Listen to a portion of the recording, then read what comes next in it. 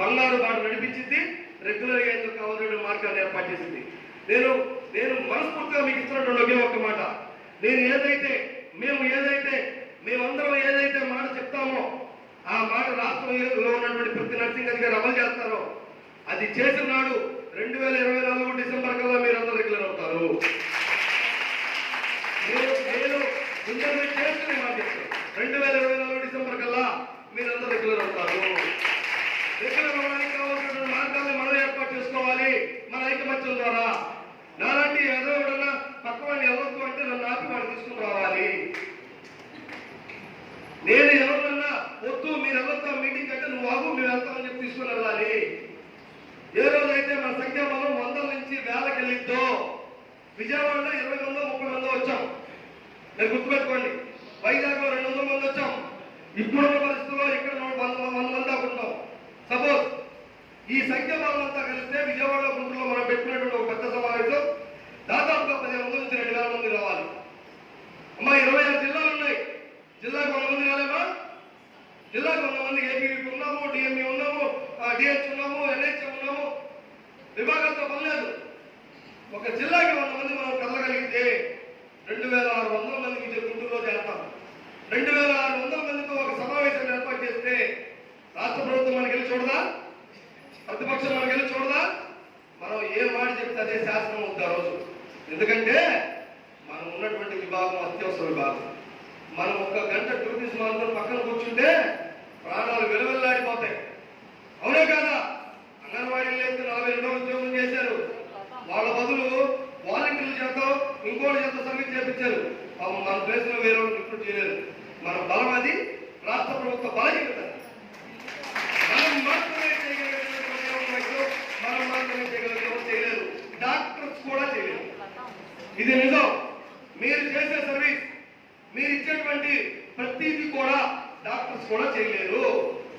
పిహెచ్సిలో మీరు లేని పిహెచ్సి ఊహించగలరా?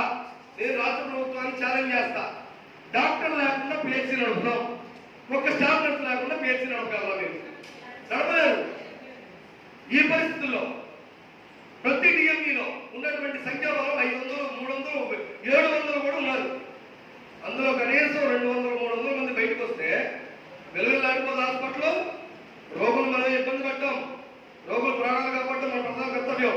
అలాగని మన ప్రాణాలు తీసుకోలేము కదా.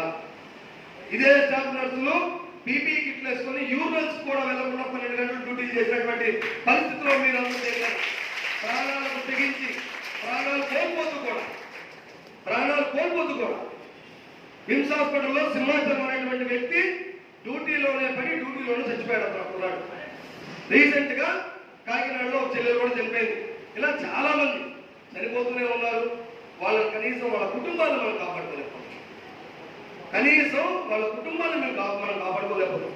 ఎంత దౌర్భాగ్యమైన పరిస్థితి అంటే, రామలక్ష్మి అనే అమ్మాయి చనిపోతే మీ స్టాఫ్ నర్సులు ఇచ్చారు 5 లక్షల రూపాయలు ఆ కుటుంబానికి. రాష్ట్ర ప్రభుత్వం ఒక పైసా కూడా. ఆ పరిస్థితిలో నేనున్నా, ఆ పరిస్థితిలో మీరున్నా, రేపు మన కుటుంబాన్ని కాపాడేవాడేవాడు, రేపు మనం చూసేవాడేవాడు. ఇది కదా మనం మాట్లాడాల్సింది, ఇది కదా మనం అడగాల్సింది. వీటి కోసం చేయాల్సినటువంటి ప్రతి ప్రయత్నంలో కూడా మీ అందరితో పాటు కలిసి రావడానికి, మీ అందరి కోసం నిలబడడానికి నేను ఎప్పుడూ సిద్ధమే. నేను అడిగే ఒకే ఒక్క రిక్వెస్ట్ ఏంటంటే, మీరు కూడా భాగస్వామ్యం అవ్వాలి. ఇది నా బాధ్యత అనుకుని రావాలి. ఈరోజు చిన్నారి ఎక్కడి నుంచో వచ్చింది, 2 పిల్లలు వైజాగ్ నుంచి వచ్చారు. ఎంత కష్టం అమ్మా, 2 ఆడపిల్లలు బస్సులో వైజాగ్ నుంచి ఇక్కడ రావడం. దాదాపుగా 700 కిలోమీటర్లు జర్నీ చేశారు. వాళ్ళ కోసం వచ్చారమ్మా, అందరి కోసం వచ్చారు వాళ్ళు. ఇక్కడ ఉన్నటువంటి కొంతమంది ఇక్కడ రాలేకపోవడం మనం వెనుకబడతాం కదా. ఈ సమావేశం ముఖ్య ఉద్దేశమే అది. ఇది మన కోసం మనం ఏర్పాటు చేసుకున్నటువంటి మన సమావేశం. ఇది ఏ రోజైతే మనం ఐక్యంగా ముందుకు తీసుకెళ్తామో, ఏ రోజైతే మనం అనుకున్న సాధించుకోవడానికి అడుగులు వేస్తామో, ఆ రోజు విభాగాలతో పని లేకుండా రాష్ట్రంలో ఉన్నటువంటి 11,500 మంది, మీరు చెప్తున్నటువంటి ఎన్హెచ్ఎంతో కలిపి చెప్తున్నాడు అనే మాట, 11,500 మంది రెగ్యులర్ అవుతారు. ఎందుకంటే ఏ రాష్ట్ర ప్రభుత్వం కూడా డైరెక్ట్ రెగ్యులర్ చేయదు. దానికి నోటిఫికేషన్ ఇవ్వాల్సిందే. మనం అడగాల్సింది మోర్ ఎంప్లాయ్మెంట్. ఒరే పిచ్చి వెదవా, మాకు 15,000 మంది నోటిఫికేషన్ కావాలి. ఎందుకంటే నువ్వు ఇచ్చినటువంటి హాస్పిటల్స్ పెరిగిపోయినాయి, టీచింగ్ హాస్పిటల్స్ పెరిగినాయా లేదా, 7 హాస్పిటల్స్ వచ్చినాయా లేదా, స్టాఫ్ నర్సులు కావాలా వద్దా? చేసినా లేదా? ఇన్ని చేస్తున్నా నువ్వు మ్యాన్ పవర్ పెంచకపోతే ఎలా అని అడిగిన రోజు, అడగాల్సిన రోజు, అందరం కలిసి మాట్లాడాల్సిన రోజు అది త్వరలోనే ఉంది. దానికి ప్రతి నర్సింగ్ అధికారి కూడా ఈ రోజు ఎవరైతే వచ్చారో వాళ్ళ సంఖ్యాబలాన్ని పెంచుకొని మేము ఏదైతే ఒకే ఒక మెగా సభ పెడతామో, రాష్ట్ర వ్యాప్తంగా ఏర్పాటు చేయబడినటువంటి ఒక భారీ బహిరంగ నర్సెస్ సభ రాష్ట్ర చరిత్రలో ఇంతవరకు ఎప్పుడు జరగలేదు, ఇక ముందు కూడా జరగదు. అది ఒకే ఒక్కసారి జరిగింది. ఆ ఒక్క సభే మిమ్మల్ని రెగ్యులర్ చేసింది.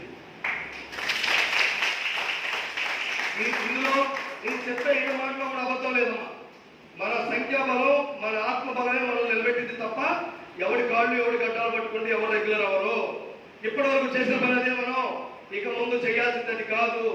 మన బలాన్ని చూపించాలి, మన శక్తి ఏంటో నిరూపించాలి. దీని ప్రకారం అడుగు వేయడానికి నేను సిద్ధంగా ఉన్నాను. మీరు కూడా సిద్ధంగా ఉంటే 2024 డిసెంబర్ కల్లా రెగ్యులర్ అయిన ఆనందంలో విజయోత్సవ సభ ఇదే గడపలో మనం ఏర్పాటు చేస్తాం. Thank you very much.